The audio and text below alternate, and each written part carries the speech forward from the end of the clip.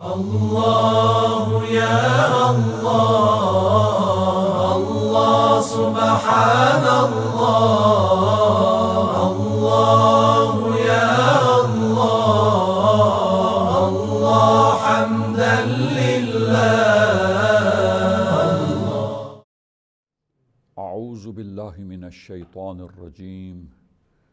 بسم اللہ الرحمن الرحیم. الحمد للہ رب العالمین والصلاة والسلام علی اشرف الانبیاء والمرسلین وآلہ الطیبین الطاہرین المعصومین. معزز سامعین، عزیزان گرامی، عصمت انبیاء کے بارے میں ہماری بحث کا سلسلہ جاری ہے، اور عصمت کے لغوی اصطلاحی معنی بیان کرنے کے بعد جو ہمارا عقیدہ ہے کہ تمام انبیاء علیہم السلام معصوم تھے، اور اسی طرح اللہ کے خاص نمائندے جو ہادی ہیں اور رسول ختمی مرتبت صلی اللہ علیہ وآلہ وسلم اللہ کے حبیب کے جو جانشین ہیں اور امت کے ہادی ہیں، یہ ائمہ اطہار علیہم السلام جو اہل بیت رسول ہیں، یہ بھی عصمت پر ہیں اور معصوم ہیں، اور اسی طرح شہزادی کونین سلام اللہ علیہا. تو یہ ہمارا جو عقیدہ ہے، اس کے لیے عقلی اور نقلی دلائل اور وہ دلیلیں جو اس مطلب پر اور اس عقیدے پر دلالت کرتی ہیں اور اس عقیدے کو ثابت کرتی ہیں، بیان کی جا رہی تھیں.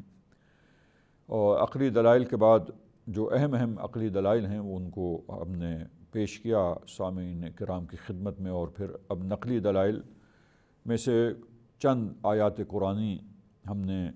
اور ان قرآنی آیتوں کی دلالت وہ کیسے، ان کی کیفیت کیا ہے، کس انداز سے وہ اس مطلب پر، اس عقیدے پر، اور یہ جو ہماری بات ہے کہ ہمارا عقیدہ ہے جو معصومین علیہم السلام کی عصمت کا، انبیاء کی عصمت کا، کیسے اس پر دلالت کرتی ہیں. اور اسی آیات کے تسلسل میں ہم ایک دو آیتیں اور پیش کریں گے، اور اس کے بعد ایک دو روایتیں نمونے کے طور پر ہم آپ سامعین کرام کی خدمت میں بیان کریں گے. تو سورہ مبارک کہف میں ایک آیت کریمہ کا حصہ، آیت 28 کا ایک حصہ جو ہے ہم آپ کے سامنے پیش کرتے ہیں. اور اس آیت میں ارشاد پروردگار عالم کا یہ حصہ جس کی تلاوت میں پیش کر رہا ہوں، ارشاد ہوتا ہے پروردگار عالم کا: بسم اللہ الرحمن الرحیم وَلَا تُطِعْ مَنْ أَغْفَلْنَا قَلْبَهُ عَنْ ذِكْرِنَا وَاتَّبَعَ هَوَاهُ وَكَانَ أَمْرُهُ فُرُطًا. اطاعت نہ کیجیے اور نہ سنیں ان کی بات کہ جس کے دل کو ہم نے ہمارے ذکر سے جو غافل ہو گیا ہے، اسے ہم نے غفلتوں میں اس کے دل کو چھوڑ دیا ہے اور ترک کر دیا ہے یوں ہی، اور وہ اپنے ہوا و ہوس کی اتباع کرنے والا ہے. ان لوگوں کی اطاعت نہ کیجیے، ان کی باتیں نہ سنیے، اور وہ اپنے زندگی کے امور میں افراط کرنے والا اور زیادہ روی کرنے والا ہے اور روگردانی کرنے والا ہے. تو ایسے لوگوں کی بات کا نہ سننا، اس کا حکم دیا جا رہا ہے. اور پتہ یہ چلتا ہے کہ دیکھیے یہاں یہ آیت سے کیسے یہ آیت سے استدلال ہوتا ہے، اور کیسے یہ آیت اب دیکھیے دلالت کرتی ہے کہ انبیاء علیہم السلام معصوم ہیں. لہٰذا یہ جب حکم ہو گیا کہ بات نہیں سننا ہے اور اطاعت نہیں کرنا ہے اس شخص کی جس کا دل غافل ہو جائے اللہ کی یاد سے اور غفلتوں میں مبتلا ہو، لہٰذا جس لمحے میں بھی غفلت میں مبتلا ہو، یقیناً اس انسان کی اتباع نہیں کرنی، اطاعت نہیں کرنی، اس کی بات نہیں سننی ہے. اپنے خواہشات کی پیروی کر رہا ہو حکم خدا کو چھوڑ کر، اتباع اس کی نہیں کرنا، اس کا اتباع نہیں کرنا، اس کی اطاعت نہیں کرنا اور اس کی بات نہیں سننا ہے، اور جو زیادہ روی اور افراط کا شکار ہے اور اللہ کے اصول کا پابند نہیں ہے، تو عزیزان گرامی ایسے شخص کی بات کو سننا ٹھیک نہیں ہے، منع کیا جا رہا ہے، روکا جا رہا ہے۔ اس آیت کریمہ کے اس حصے میں جو بیان ہوا آپ کے سامنے سورہ مبارک کہف کی 28ویں آیت کریمہ کا یہ حصہ، تو توجہ فرمائیے کہ انبیاء علیہم السلام، پس یہ ایک فارمولہ، ایک اصول، ایک قانون دے دیا گیا اور یہ بتلا دیا گیا کہ یہ قانون اس کے ذریعے اپنی زندگی میں پیش آنا ہے، لہٰذا جس کی اطاعت کرنا ہے، جس کی بات سننا ہے، وہ شخص یاد خدا میں ہونا چاہیے اور وہ خواہشات نفسانی کا وہ اتباع کرنے والا نہ ہو، زیادہ روی اور افراط سے کام لینے والا نہ ہو، روگردانی کرنے والا کبھی بھی وہ خدا سے نہ ہو۔ تو اب عزیزان گرامی، اب دیکھیے یہ حکم خداوند متعال، اور عقل بھی یہی کہتی ہے، عقل کہتی ہے کہ جس پر بھروسہ کیا جائے اہم امور کے اندر، اور خاص کر اس دنیاوی حیات کے ما بعد کیا کچھ پیش آنے والا ہے، ان مسائل میں کس کی بات سن سکتا ہے انسان؟ اس کی بات کہ جس کی بات پر 100% ٹرسٹ ہو، وہ 100% ٹرسٹ وردی شخص ہو، پرفیکٹ انسان ہو، اور ذرہ برابر اپنی خواہشات کا اتباع نہ کرتا ہو، اس کا دل ایک لمحے کے لیے بھی اللہ کی یاد سے غافل نہ ہوتا ہو۔ اب سوال یہ ہے کہ اب ہم ختم مرتبت حضرت محمد مصطفیٰ صلی اللہ علیہ وآلہ وسلم کے بارے میں ہم یہ سوال پیش کریں اور تمام مسلم امہ سے اور تمام عالم اسلام سے پوچھیں کہ کیا ختم مرتبت صلی اللہ علیہ وآلہ وسلم کی عظیم شخصیت کے بارے میں، اور ایسا عظیم انسان کہ جس کو سب نے صادق اور امین کہا، ایسا والا مقام انسان اللہ کی نگاہ میں کہ جو دنیا میں، کائنات میں تمام انسانوں سے، تمام مخلوقات سے افضل اور اشرف مخلوق ہو، تو اب آپ انصاف سے یہ بتائیے کہ حضرت ختمی مرتبت صلی اللہ علیہ وآلہ وسلم کے بارے میں اب کیا کوئی یہ کہہ سکتا ہے کہ وہ غافل ہوئے ہوں گے یا غافل ہوتے تھے اللہ کی یاد سے؟ ان کا دل اللہ کی یاد کو چھوڑ کر دوسری طرف مشغول ہو جاتا تھا؟ معاذ اللہ، ہرگز ایسا نہیں ہے۔ جواب یقیناً نفی میں ہے۔ سیرت طیبہ کا مطالعہ کر لیں، ان کے اخلاق حسنہ کو پڑھیں، تاریخ میں دیکھیں عزیزان گرامی، حقائق سے آگہی انسان حاصل کرے اور انصاف سے فیصلہ اور قضاوت کرے تو رسول اللہ صلی اللہ علیہ وآلہ وسلم اور اسی طرح دیگر انبیاء علیہم السلام ان کا دل اللہ کی یاد سے غافل نہیں ہوتا تھا عزیزان گرامی۔ تو پس جب اللہ کی یاد سے غافل کبھی بھی نہیں ہوتا ان کا دل، اور وہ کبھی بھی اپنی خواہش کا اتباع نہیں کرتے بلکہ ہمیشہ اللہ کی اطاعت کرتے ہیں، خواہشات نفس کے مطیع نہیں ہے، مطیع پروردگار ہیں ہمیشہ، اور ان کے امور زندگی میں کہیں افراط اور زیادہ روی نہیں ہے، میانہ روی ہے اور اعتدال ہے اور اطاعت پروردگار ہے عزیزان گرامی۔ تو اب آپ بتائیے کہ یہ ہستیاں اللہ تعالیٰ جب حکم دیتا ہے کہ اطاعت نہ کرو، نہ سنو ان کی، جن کا دل غفلتوں میں مبتلا ہو جائے، جو خواہشات نفسانی میں مبتلا ہو اور جو زیادہ روی کرنے والے، افراط کرنے والے زندگی میں ہوں، تو پتہ چلتا ہے کہ اللہ تعالیٰ نے انبیاء کی اطاعت کا حکم دیا۔ بیان ہو چکا یہ مطلب سامعین کرام کی خدمت میں، اور وہ بھی ایبسولیوٹ اوبیڈینس، علی الاطلاق اطاعت کا وجوب، مطلق طور پر اطاعت کو واجب کر دینا، قید کے ساتھ نہیں۔ کہیں اللہ نے بیان کیا کہ جب انبیاء گناہ نہ کر رہے ہوں معاذ اللہ تب اطاعت کے مقام میں ہو، تب ان کی اطاعت کرو، جب صحیح کہہ رہے ہوں ان کی اطاعت کرو، کہیں ایسی بات ہمیں نظر نہیں آتی، بلکہ کئی مقامات پر قرآن مجید میں اطلاق کے ساتھ ایبسولیوٹلی اوبیڈینس کے نیسیسری ہونے کا اور واجب ہونے کا، لازمی ہونے کا تذکرہ تو ہے، حکم ہے اللہ تعالیٰ کا کہ اطاعت کرو پیغمبر گرامی اسلام کی، اسی طرح ہر امت میں امت کے انسانوں پر، اس امت کے لوگوں پر اللہ نے اپنے اپنے زمانے کے پیغمبروں کی، اس امت پر اپنے پیغمبر کی اطاعت کو مطلق طور پہ واجب کیا ہے۔ پتہ چلتا ہے مطالعہ کرنے سے قرآن کی آیتوں کا، تفاسیر کا، روایات کا، جو تفسیر کے ضمن میں اور تفسیر کرتے ہوئے جو روایات وارد ہوئی ہیں۔ تو عزیزان گرامی یہ مطلب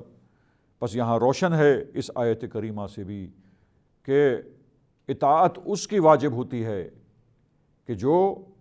اللہ کا مطیع ہو، جو خواہشات کی پیروی نہ کرتا ہو،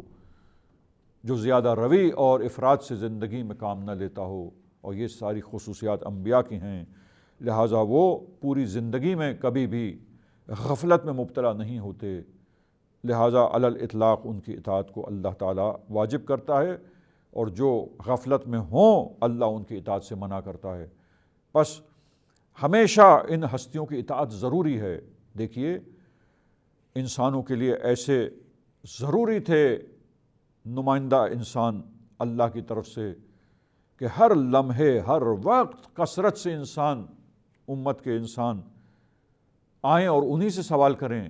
آئیں اور ان کو دیکھیں وہ کس طرح عمل کرتے ہیں، تاکہ ان کے نقش قدم پر چلیں، کیونکہ وہ مثال ہیں،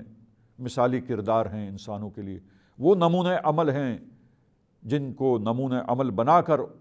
ان کی پیروی کرنے کا حکم دیا گیا ہے، ان کے نقش قدم پر ہمیشہ زندگی میں چلنے کا حکم دیا گیا ہے۔ تو جو کبھی اطاعت کرتے ہوں، کبھی معصیت کرتے ہوں معاذ اللہ، کبھی گناہوں میں مبتلا ہو جاتے ہوں اور کبھی اطاعت پروردگار میں نظر آتے ہوں، تو وہ انسان نمونہ عمل کیسے ہو سکتے ہیں؟ وہ انسان کیسے مطلق طور پہ ان کی اطاعت ہمیشہ کے لیے ہر وقت ہر لحظہ واجب کی جا سکتی ہے؟ اور مطلق اطاعت ضروری بھی ہے عقل کی روح سے، یہ بیان ہو گیا۔ عقلی دلائل کو ملائیں اور ان تمام چیزوں کو ساتھ رکھ کر مجموعی طور پر دلیل کو دیکھتے ہوئے اور غور و فکر کرتے ہوئے دلالت قائم کر کے اس بات کریں وہ مطلب جو ان دلیلوں سے ثابت ہوتا ہے۔ معزز سامعین، تو پتہ یہ چلتا ہے دقت کرنے کے بعد، غور و فکر کرنے کے بعد، دلائل قائم کرنے کے بعد کہ ہر وقت ہر لمحہ یہ ہستیاں ایسی ہونی چاہیے، ضروری ہے، کیونکہ پورے انسانی معاشرے میں تمام انسانوں کے لیے وہ اگزامپل ہیں، نمونہ عمل ہیں،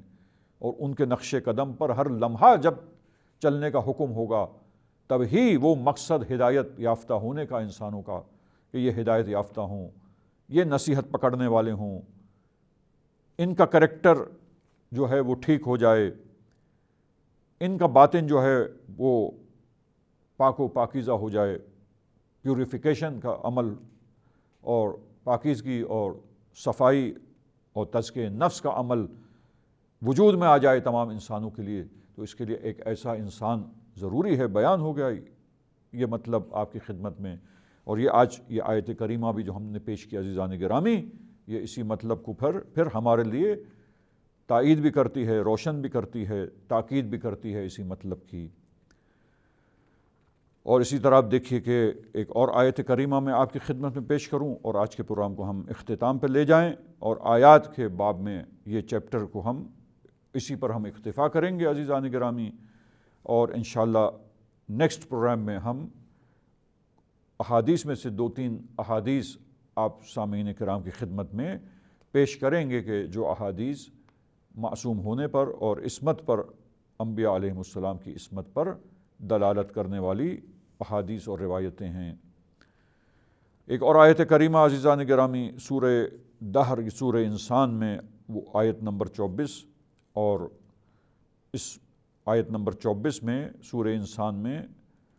عزیزان گرامی اللہ تعالیٰ پھر یہ اپنے پیغمبر پر وحی کرتا ہے اور ارشاد ہوتا ہے پروردگار عالم کا، بسم اللہ الرحمن الرحیم، فاصبر لحکم ربک ولا تطع منہم آثما او کفورا، صبر کیجئے اپنے پروردگار کے حکم کے بارے میں، اللہ تعالیٰ کا جو بھی فرمان ہے، جو بھی حکم ہے، اس کے مقابل میں صبر سے کام لیجئے اور اطاعت نہ کیجئے ان لوگوں میں سے جو آپ کے ارد گرد ہیں، جو آپ کے آس پاس جمع ہیں، یہ انسانی معاشرے میں جو انسان ہیں، اس میں بات نہ سنیے اور نہ مانیں ان لوگوں کی، اور ان کی اطاعت نہ کیجیے جو گناہ گار ہیں اور جھٹلانے والے ناشکرے ہیں۔ تو عزیزان گرامی دیکھیے، پس اللہ تعالیٰ نے اتنی آیتوں کے اندر جو حکم دیا ہے، انسانوں کو حکم دیا، نبی کو حکم دیا کہ کس کی بات سنی جائے، کس کی بات مانی جائے۔ عزیزان گرامی، پس اللہ کے نزدیک مطلوب ہے یہ بات، انسان کی ہدایت کے لیے ایک ایسا نظام ہونا چاہیے کہ جس کی اطاعت کی جائے ان آیات سے مجموعی طور پر، اور بھی آیتیں ہیں، سب کو ساتھ رکھیں، انصاف سے ہم فیصلہ کریں اور سمجھیں ان آیتوں کے پیغام کو واضح، تو روشن ہو جاتی ہے یہ بات عزیزان گرامی کہ اللہ تعالیٰ حکم دے رہا ہے کہ اطاعت فقط اور فقط اس کی ہو کہ جو خواہشات نفسانی کی پیروی نہ کرتا ہو۔ اطاعت صرف اور صرف اس کی ہونی چاہیے جو یاد خدا میں ہو اور یاد خدا سے کبھی بھی غافل نہ ہو اور اپنے پروردگار کا مطیع اور فرما بردار ہو۔ تو عزیزان گرامی، جب اللہ تعالیٰ نے انبیاء علیہم السلام کی اطاعت کو انسانوں کے لیے واجب کیا اور ان کو ہدایت کا ذریعہ قرار دے دیا، تو وہ ذریعہ ناقص ہو جائے گا، اللہ کے نظام میں معاذ اللہ نقص لازم آئے گا۔ یہ دلیل عقلی بھی ہے جو بعض متکلمین نے بیان کی ہے۔ اگر یہ نظام عصمت کا قائم نہ ہوتا اور ایسے انسان نہ ہوتے، تو پھر اللہ تعالیٰ نے انسانوں کو خلق کر کے کمال پر پہنچانے کا جو بندوبست کرنا تھا وہ نظام ناقص ہو جائے گا۔ وہ مثالی کردار، وہ نمونے جب خود ناقص ہوں گے، اگر گناہوں کا کبھی ارتکاب کرتے ہوں گے تو نقص لازم آئے گا۔ بس اللہ کے نظام میں نقص نہیں ہے، وہ بہترین پروردگار ہے، اور جب ایسا باکمال اور کمال مطلق پروردگار ہے تو اس کمال مطلق پروردگار کے نظام کے اندر بھی ایسا کامل اور مکمل اور ایسا نظام ہونا چاہیے کمال کا کہ جس میں نقص نظر نہ آئے۔ ہدایت کا، بشریت کی ہدایت کا، پورے عالم انسانیت کی ہدایت کا مسئلہ ہے، یقیناً اس میں اللہ کا نظام ایسا ہی ہونا چاہیے۔ عقل یہی کہتی ہے، عقل یہی سمجھتی ہے، اور یہ تمام آیتیں عقل کے اس فیصلے کی اور ادراک کی تائید اور تاکید کرتی ہیں۔ بس مجموعی طور پر عقل کی دلیل کی تائید کرتے ہوئے ان آیتوں سے ہم اسی طرح سمجھتے ہیں، لہٰذا یہ عقل کے انہی فیصلوں کی، انہی ادراکات کی تائید کرتی ہے۔ نتیجہ عزیزان گرامی، خلاصہ ایک جملے میں اور آج کے پروگرام کو ہم ختم کریں کہ نتیجہ یہ نکلتا ہے عزیزان گرامی کہ اللہ تعالیٰ نے بہترین ایسا نظام قائم کیا ہے ہدایت بشر کے لیے کہ اس نظام کے اندر کوئی نقص نہیں ہے، کوئی انگلی نہیں اٹھا سکتا، کوئی ذرہ برابر نقص اس نظام اور اس انتظام میں ہدایت کا جو سامان اللہ نے فراہم کیا ہے، نقص کو تلاش نہیں کر سکتا۔ تو عزیزان گرامی، یہ آیات قرآنی ہم نے آپ کی خدمت میں پیش کی کہ جو عقلی دلیل کی تائید کرتی ہیں۔ انشاءاللہ روایت کے چند نمونے، چند چیزیں روایتوں میں سے ہم آپ کی خدمت میں نیکسٹ پروگرام میں انشاءاللہ دلیل نقلی کے طور پر پیش کریں گے۔ وصلی اللہ علی محمد وآلہ الطاہرین۔ اغفر لنا ذنوبنا وارفع البلاء